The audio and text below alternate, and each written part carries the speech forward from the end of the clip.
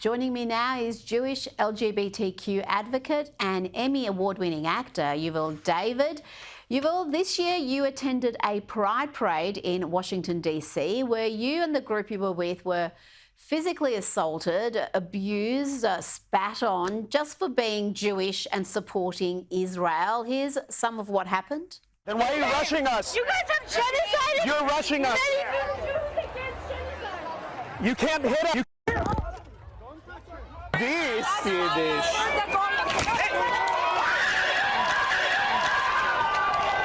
I have been a lifelong LGBTQ activist. I believe in the values of protecting LGBTQ people, but they are attacking us in the middle of a pride march.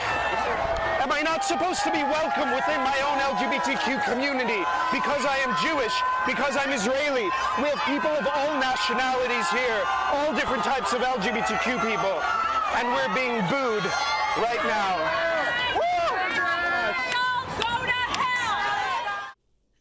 Incredible scenes. This is a movement that's supposed to be inclusive and tolerant. Did you feel welcome?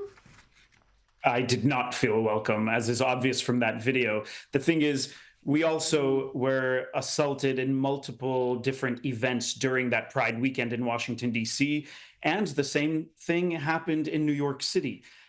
The thing is, I also was warned in advance by the FBI and other organizations in the United States that agitators were planning on disrupting Pride events in more than 100 cities across the United States.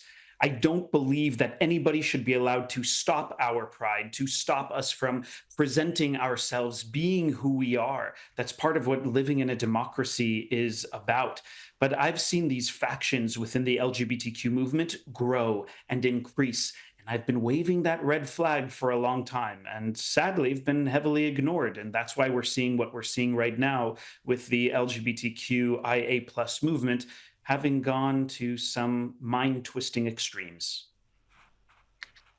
Mind-twisting indeed. The whole hostility towards Israel and the Jewish people for members of that community is bizarre. It's bordering on suicidally stupid when Israel is the only place in the Middle East where that community enjoys rights, equal rights. I noticed nobody has taken up the New Tolerance campaign's offer of $1 million to hold a pride march in Gaza or the West Bank. I mean, it would be unthinkable to have any sort of event celebrating the community in those parts of the world other than in Israel. Look, you're speaking the truth. Israel is the only country in the Middle East that protects LGBTQIA+ rights, and every other letter you wish to add to this movement.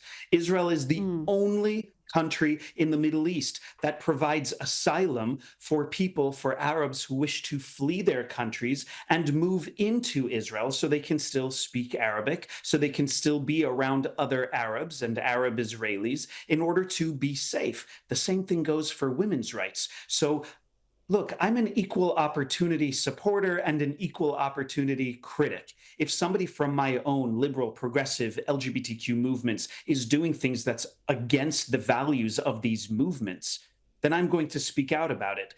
And I've been speaking out about these issues starting in 2016, when I started to see more and more manipulation entering the LGBTQ space. In 2016, people used to go to the LGBTQ conferences when I would speak at, when I would be speaking, one of the keynote speakers at a conference, and they'd hand out free shirts and free mugs and the free buttons, all the things we see. And they'd have people who'd walk there with a keffiyeh and wrap it around somebody's neck and say, oh, here's a keffiyeh. It's a symbol of resistance against any form of oppression. And that's all they did. So all of a sudden, they started to create these little symbols that people would recognize and say, oh, that person's wearing a beautiful scarf, then we must be the same.